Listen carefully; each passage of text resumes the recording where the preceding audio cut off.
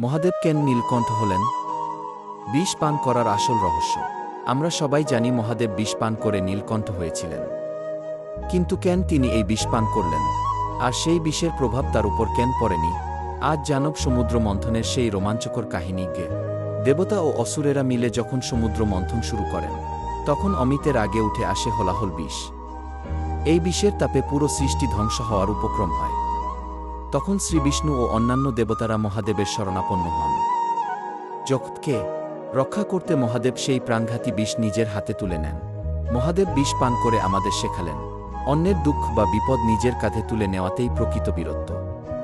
জীবনের কঠিন সময়ে ধৈর্য রাখা এবং বিষের মতো তিক্ত অভিজ্ঞতাকেও নিয়ন্ত্রণে রাখার শক্তি আমাদের তার থেকেই পাওয়া উচিত। আপনার জীবনে কঠিন সময়ে আপনি কিভাবে ধৈর্য রাখেন, কমেন্টে অবশ্যই জানান। আরও এমন আধ্যাত্মিক ভিডিওর জন্য চ্যানেলটি সাবস্ক্রাইব করুন। ওম নম শিবায়।